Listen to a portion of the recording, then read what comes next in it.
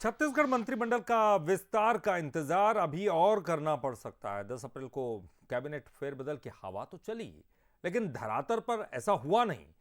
अब बीजेपी ने गेंद हाईकमान को सौंप दी है। 15 महीने के बाद भी आखिर कहां अटका है मंत्रिमंडल का विस्तार, देखिए इस रिपोर्ट में।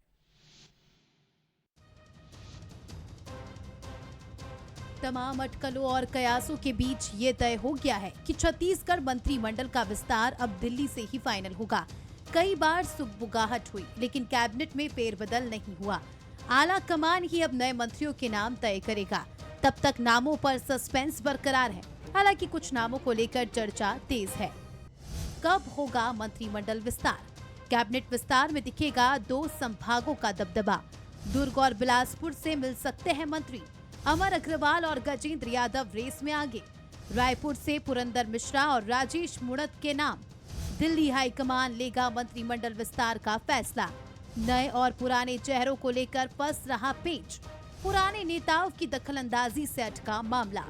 गढ़ में हरियाणा फॉर्मूला भी हो सकता है लागू। कैबिनेट विस्तार में हो रही देरी पर कांग्रेस तंज कस रही है। दीपक बैज का आरोप है कि ना इनसे प्रदेश संभल रहा है और ना ही पार्टी। तो बीजेपी ने पीसीसी चीफ को कुर्सी संभालने की सलाह दे डाली। न इनसे सरकार संभल रही है, न इनसे पार्टी संभल रहा है, न अब तो इनसे कार्यकर्ता और नेता भी नहीं संभल रहे। इसलिए बहुत प्रयास किए ये लोग, यहाँ से सामंजस्य बना ले, सामंजस्य बन नहीं रहा है। लड़ाई झगड़ा पे उतारू आए हैं और गुटबाजी चरम पर है। तमाम बड़े नेता खिलाफ हो चुके, इसलिए ये इनकी बस की बात नहीं है। इसलिए उन्होंने अपने आप को बचने के लिए आला कमान के ऊपर गेंद उन्होंने डाल दिया।